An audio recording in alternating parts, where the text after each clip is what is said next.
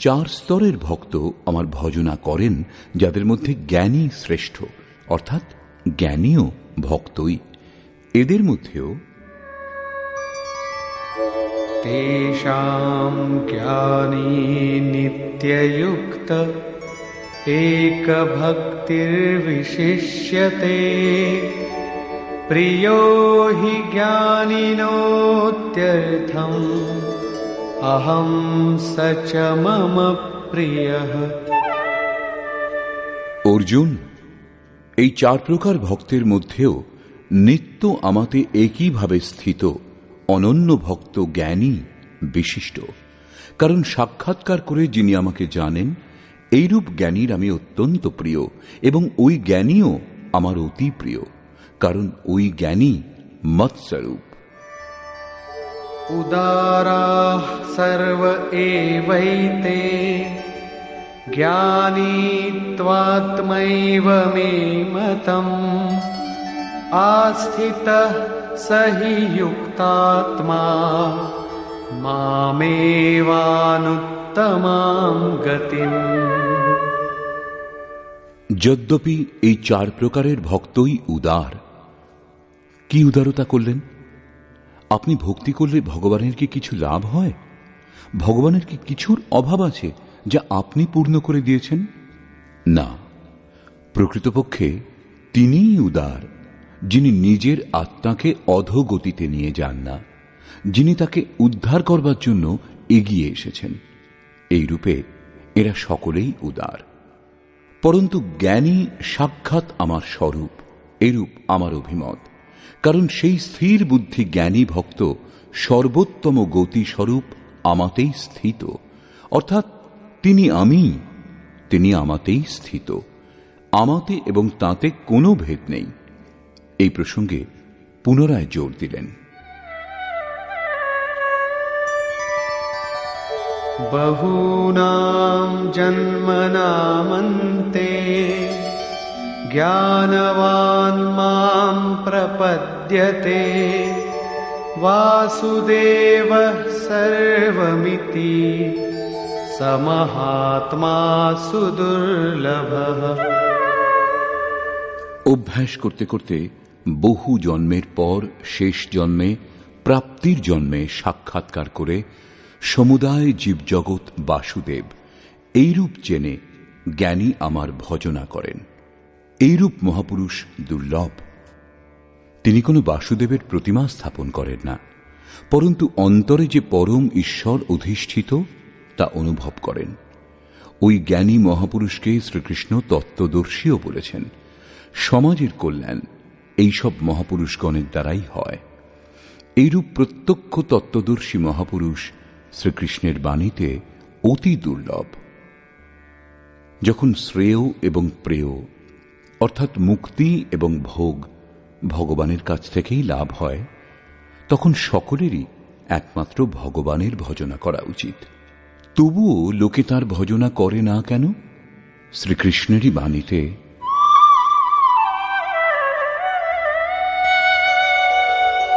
কামৈস্তৈস্তৈর্হিতজ্ঞানাঃ প্রপদ্যন্তেऽন্যদেবতাঃ তন্নিয়মমাস্থায় প্রকৃত্যা নিয়তাঃ স্বয়া।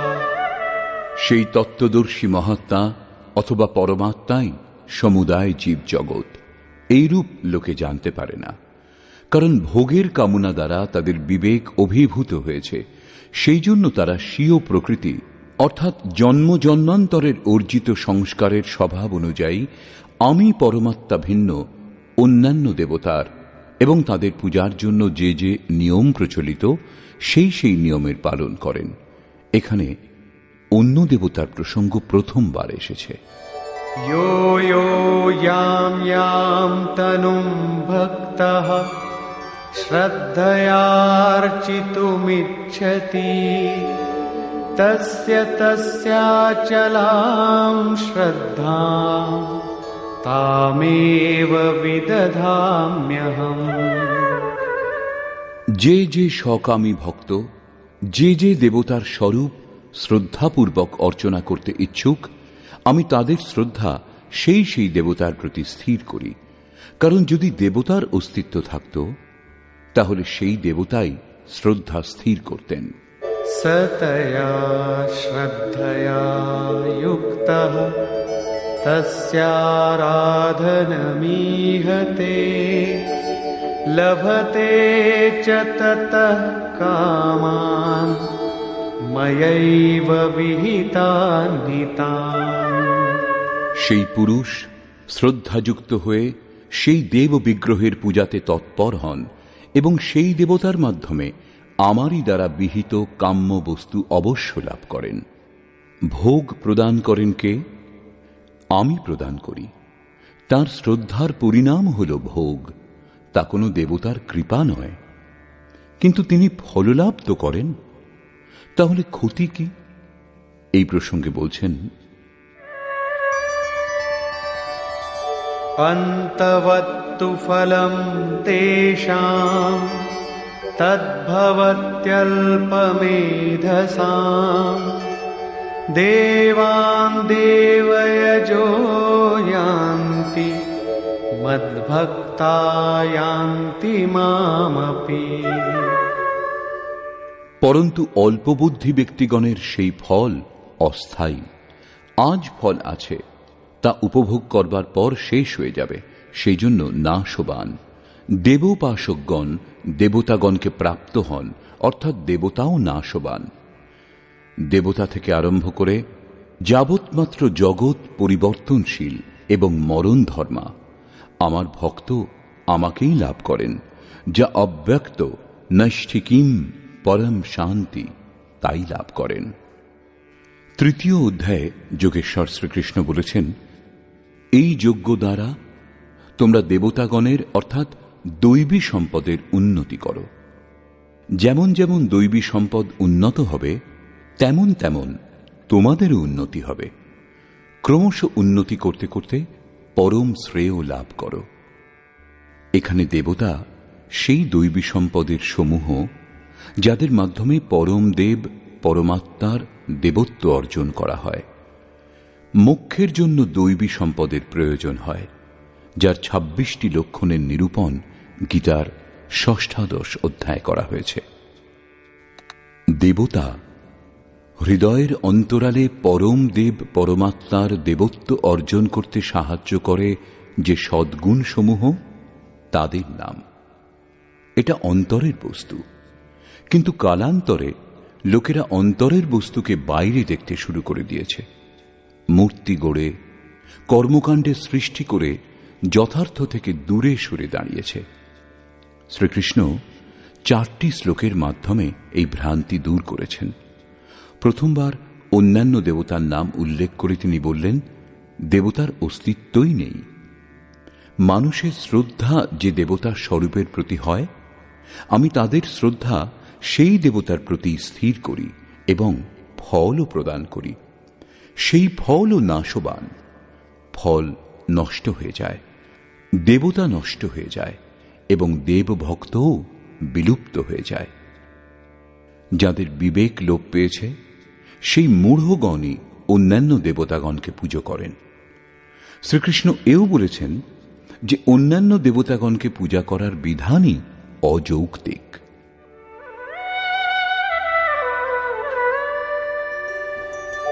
অব্যক্তং ব্যক্তিমাপন্নং মন্যন্তে মাম বুদ্ধয়ঃ পরম ভাবমজানন্তো মমাব্যয়মনুত্তমম। যদ্যপি দেবতার অস্তিত্ব নেই, যা ফললাভ হয় তাও অস্থায়ী, তথাপি প্রত্যেক ব্যক্তি আমার ভজনা করে না। কারণ বুদ্ধিহীন ব্যক্তি, পূর্বের শ্লোকে বলা হয়েছে, কামনার দ্বারা যাদের জ্ঞান অভিভূত হয়েছে, তারা আমার সর্বোত্তম, অবিনাশী এবং পরম প্রভাব উত্তম রূপে জানে না। সেই জন্য তারা অব্যক্ত পুরুষ আমাকে ব্যক্তিভাব প্রাপ্ত মানুষ বলে মনে করে। অর্থাৎ শ্রীকৃষ্ণও মনুষ্য দেহধারী যোগী ছিলেন, যোগেশ্বর ছিলেন। যিনি স্বয়ং যোগী এবং অন্যকেও যোগ প্রদান করবার ক্ষমতা রাখেন তাকে যোগেশ্বর বলা হয়। সঠিক পথে সাধনা করে ক্রমশ উন্নতি করতে করতে মহাপুরুষও সেই পরম ভাবে স্থিত হন। দেহধারী হয়েও তিনি সেই অব্যক্ত স্বরূপে স্থিত হন। তা সত্ত্বেও কামনা দ্বারা অভিভূত হয়ে মন্দবুদ্ধি ব্যক্তি তাদের সাধারণ ব্যক্তি বলেই মনে করে। সেই মন্দবুদ্ধি ব্যক্তিগণ চিন্তা করে যে এদের জন্ম তো আমাদেরই মতো হয়েছে, তাহলে এরা ভগবান কি করে হতে পারেন? তাদের এই ধরনের বিচারে দোষ কোথায়? দৃষ্টিপাত করলে তো দেহটাই দেখা যায়। তারা মহাপুরুষের যথার্থ স্বরূপ দর্শন করতে অসমর্থ হয় কেন? এই প্রসঙ্গে যোগেশ্বর শ্রীকৃষ্ণ বললেন,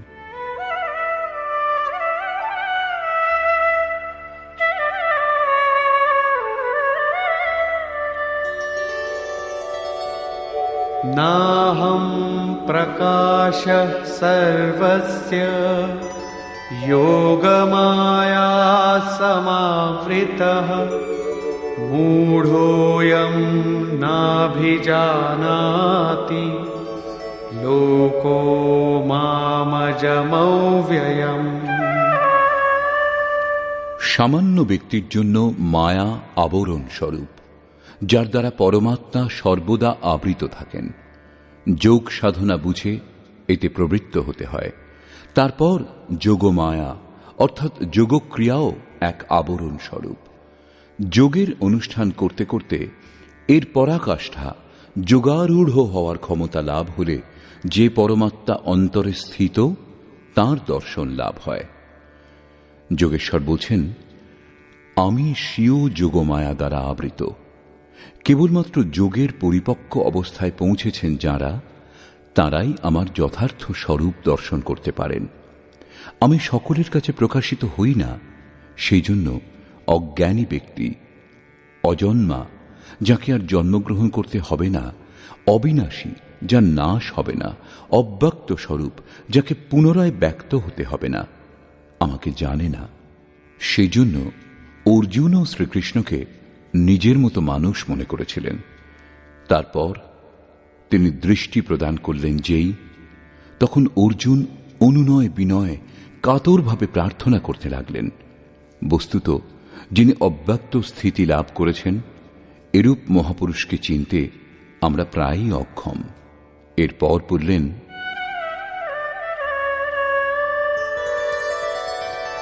वेदाहं समतीतानि वर्तमानानि चार्जुन भविष्याणि च भूतानि मां तु वेद न कश्चन।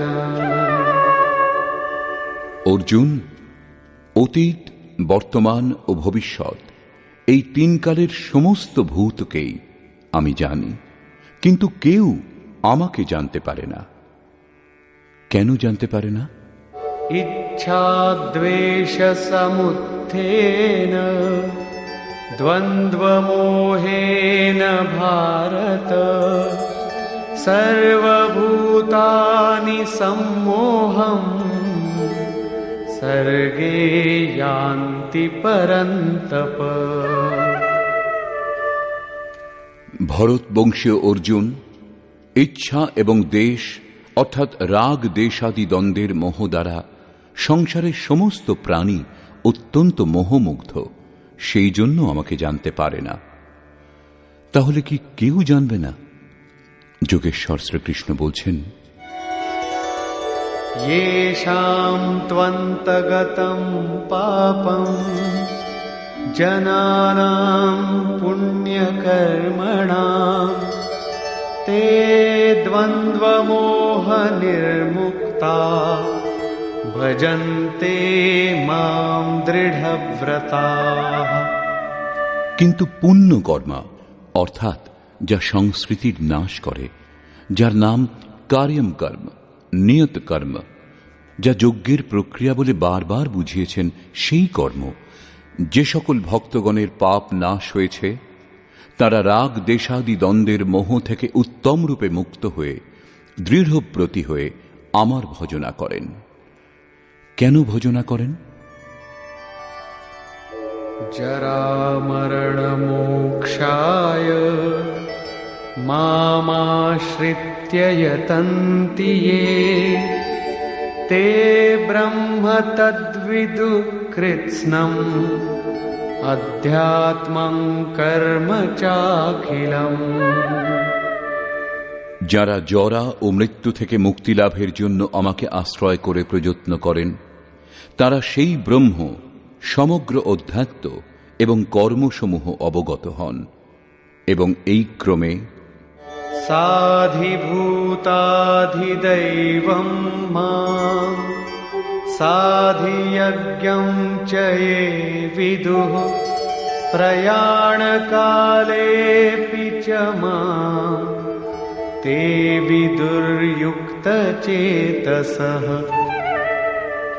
যারা অধিভূত, অধিদৈব এবং অধিযজ্ঞের সঙ্গে বিদ্যমান আমাকে জানেন, সেই সকল আমাতে সমাহিত চিত্ত ব্যক্তি মৃত্যুকালেও আমাকেই জানেন, আমাতেই স্থিত হন এবং সদাই আমাকে লাভ করে থাকেন।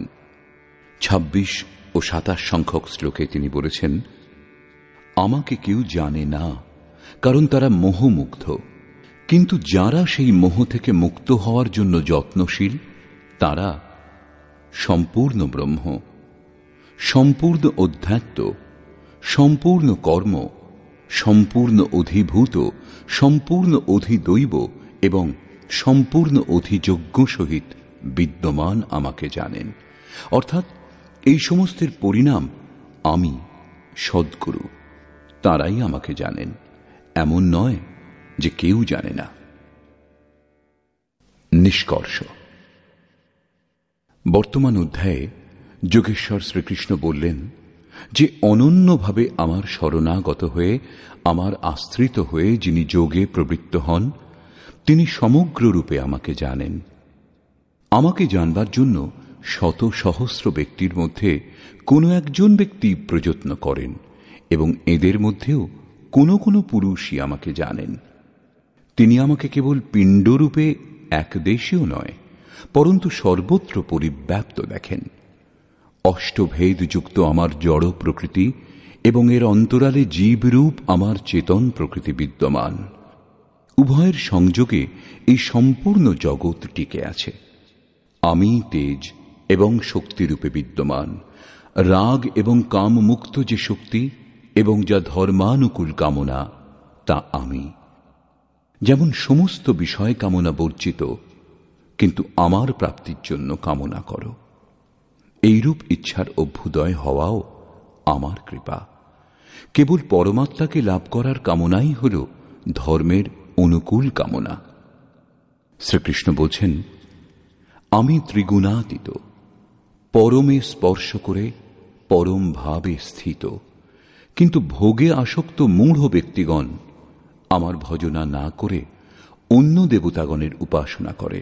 যদ্যপি দেবতার অস্তিত্ব নেই, তথাপি পাথর, জল, গাছ যা কিছুকে তারা পুজো করে, তাদের শ্রদ্ধা সেই বস্তুতেই আমি স্থির করি।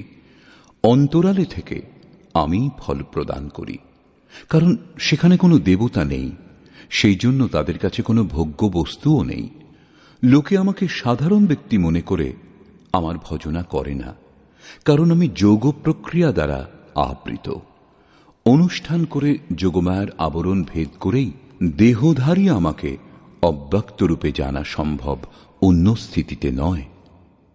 আমার ভক্ত 4 প্রকারের: অর্থার্থী, আর্ত, জিজ্ঞাসু এবং জ্ঞানী। চিন্তন করতে করতে বহু জন্মের পর শেষের জন্মে প্রাপ্তিযুক্ত জ্ঞানী আমারই স্বরূপ হন। অর্থাৎ বহু জন্ম ধরে চিন্তন করে সেই ভগবৎ স্বরূপ লাভ করা যায়।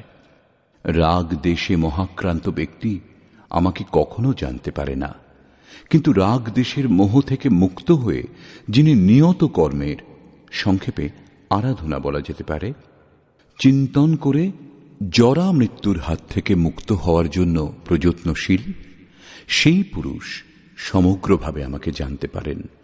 তিনি সম্পূর্ণ ব্রহ্ম, সম্পূর্ণ অধ্যাত্ম, সম্পূর্ণ অধিদৈব, সম্পূর্ণ কর্ম এবং সম্পূর্ণ যজ্ঞ সহিত আমাকে জানেন।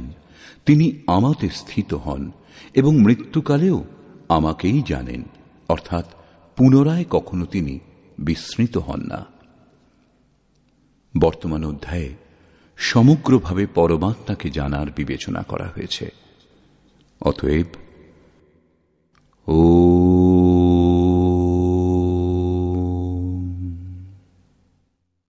এই প্রকার শ্রীমদ্ ভগবৎ গীতারূপী উপনিষদ এবং ব্রহ্মবিদ্যা তথা যোগশাস্ত্র বিষয়ক শ্রীকৃষ্ণ এবং অর্জুনের সংবাদে সমগ্র বোধ নামক সপ্তম অধ্যায় পূর্ণ হল। এই প্রকার শ্রীমৎ পরমহংস পরমানন্দজির শিষ্য স্বামী অর্গড়ানন্দকৃত শ্রীমদ্ ভগবৎ গীতার ভাষ্য যথার্থ গীতাতে সমগ্র বোধ নামক সপ্তম অধ্যায় সমাপ্ত হল।